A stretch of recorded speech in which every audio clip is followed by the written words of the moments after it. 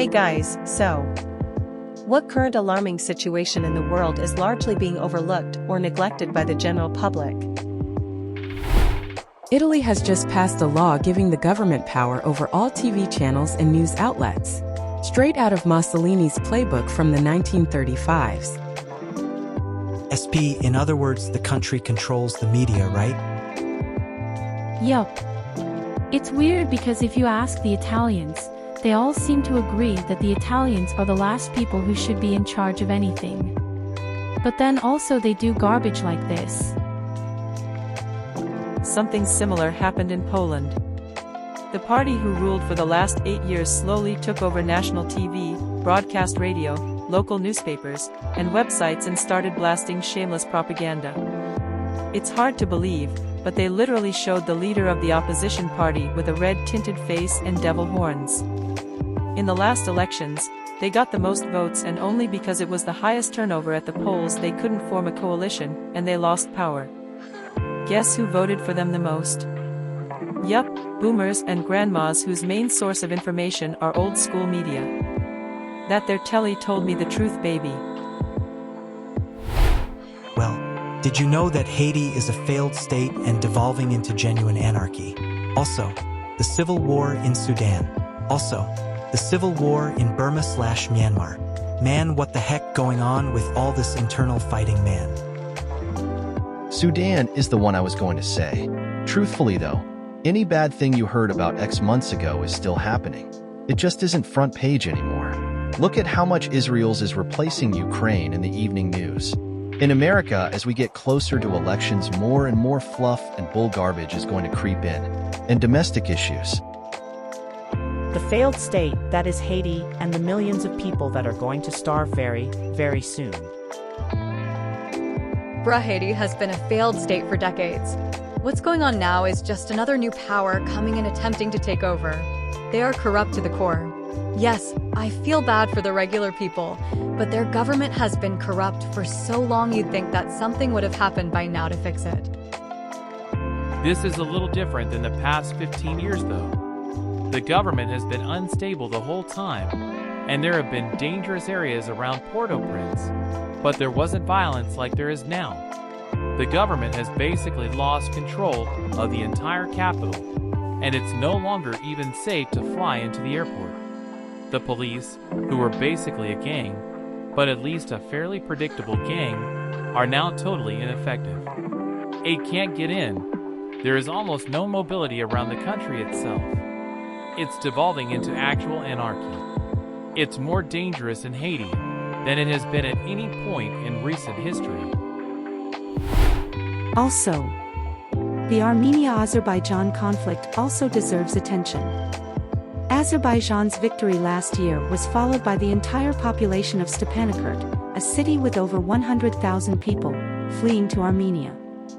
Stepanakert is now a ghost town and its former residents will probably never return. I was surprised how a large city becoming abandoned in a matter of days wasn't a bigger story. Maybe Kimmy K can start another fundraiser to bring awareness, maybe Cheeks for Peace. Microplastics and PFAS forever chemicals. Apparently there are these things that embedded in everything we use like water bottles or Tupperware. Not to alarm y'all, but they apparently stay in your body forever because they're not natural. Okay. Bye. Oh man. Future generations will complain about us the same way we complain about them big ol' boomers with lead paint and leaded gasolina, still refusing to retire from politics. Topsoil loss. Antibiotic resistant. If you know, you know. This coupled with the population declining gonna make humans go bye-bye. As far as the antibiotic goes, the complete failure to address that will eventually lead to a redress of the other issues. As in, once we can't stop disease and the population drops by 75% like it did with the Black Death, a lot of problems will start reversing themselves, especially in regards to pollution and overpopulation. Mother Nature can always self-correct. Yesterday, Chick-fil-A had sign on the door. They will change their policy regarding selling only antibiotic-free chicken. Their new standard is selling chicken that has been fed antibiotics that are not important to human medicine. First, as weird as they are, they provided a nationwide demand for antibiotic-free chicken. No more. Second, we will now have their PR people determine what is not important to human medicine. I guess it makes sense, them being from Hotlanta and all. They must have seen what happens when dead humans start walking with diseases that are 100% resistant to antibiotics and medicine. Just ask Dr. Jenner. I dunno, but there are less bugs and birds and no one seems to care or notice. It can't be good. I also live in Tennessee, and have noticed a sharp decrease in bugs since I was a kid, especially fireflies. They used to light up the woods across the street from my house when I was a kid, but now, like 15 years later, I barely see any at all in the summer. If this trend keeps up, we will have to start manually pollinating the plants and flowers. Maybe Quagmire has some time to help. Everything ocean related. Acid, heat, pollution, melting ice, orcas. Hear me now. It's all connected, people. Discarded fishing nets. When the nets get too worn out, they just dump them into the ocean where they continue to trap and kill wildlife. The dead animals attract more animals to then get trapped. Ghost fishing, I believe, is what it's called. I work for a diving company, and we spent like 3 months last summer taking old lobster traps, fishing nets, and other debris that has been fishing for years. The oldest one we found was from the early 80s, I think. We were taking out hundreds of traps a day that have been continuously fishing. We ended up taking over 3 football fields worth of garbage out of the ocean during that period. Going back this summer and continuing. Edit, since a few of you were asking who this company is, I put a link to some of what we did during this job. Canadian Restoration Society is the company that is organizing all this cleanup. Kids can't concentrate or retain information anymore. Boys are especially vulnerable to disruptions in their dopamine/visual memory, and some of their cognitive function is not going to recover, ever. Another thing I've noticed is those 1 or 2 genius kids you teach every year have disappeared. God knows what apps sucked that life force out of them. Sad times. For me, it's the rise of surveillance capitalism, and privacy is essentially non-existent anymore, and it feels like absolutely no one cares. Banks buying up as many water rights as they can. That's end of the world, dystopian garbage right there. Especially because we all know that the Earth is going to get hotter in the next 10 years. Reading that in the news cemented the belief that I shouldn't have children. They literally making out like banditos there in the southern lands, making water a subscription for only people with money. Edit. Whenever people ask me why I don't want to have kids, I really want to tell them about this, but then they also usually already have kids, so I just say some garbage like, I'm too poor. It would be cruel at this point to tell a parent about this, right? The insect apocalypse. There are only 1/3 the amount of insects in the world today than there were 30 years ago. If they go, so do we. Child slaves being used in the Congo to mine cobalt for electric car batteries. Honda Musk. Make it make sense.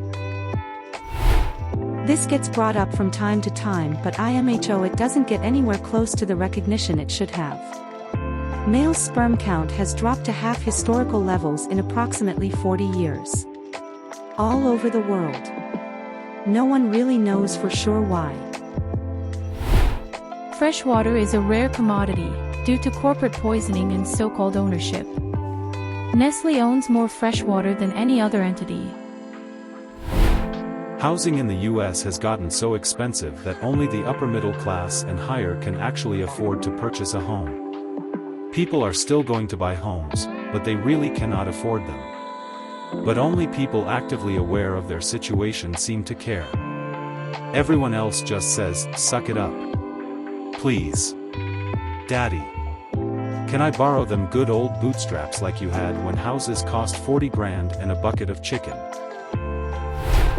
I don't know if this is true, but it just feels like to me that people have become more superficial and concerned with how they are perceived by others, filling them with fear and anxiety, and people don't interact and talk to each other as openly as they used to. I think this is just because I live in Austin though, and the vibe has changed since all the people with money moved here.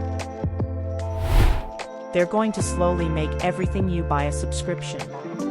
Your car, your phone, your PC, your OS, the software, your appliances, your security videos. You'll probably have 5 different subs for your car. And they can take it away, change the terms, whenever. Basically, you'll be working every day to pay these little subscriptions. You won't own anything. It all goes through a centralized server, barely kept up by overseas support, with access to way more personal info than needed. Once corporations get the sweet hook of recurring revenue in perpetuity, they won't give it up.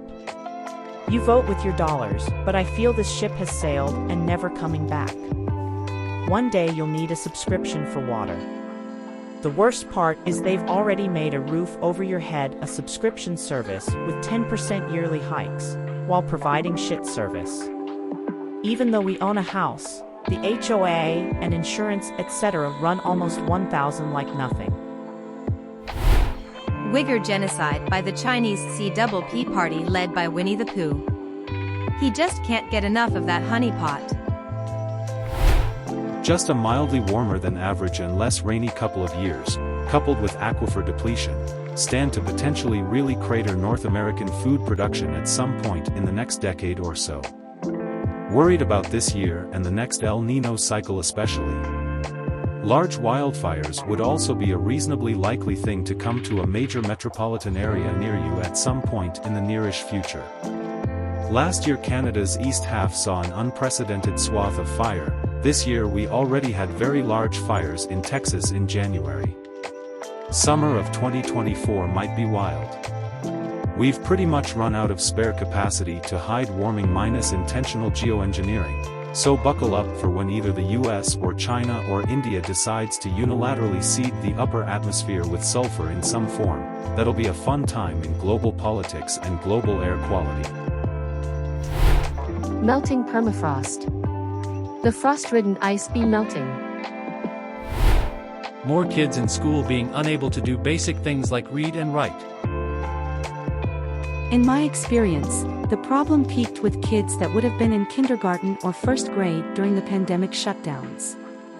I've been working with 3 to 5 graders for 10 plus years, and last year's 3rd grade was the worst I've ever seen with reading ability and attention span in general. The 3rd grade classes that came in this year were already much more advanced than last year's. Listen here, Buster. The general public neither overlooks or neglects alarming situations. The media decides what the general public knows, and what they know depends on which political party they support at the moment. And that's that, folks. Can you dig it?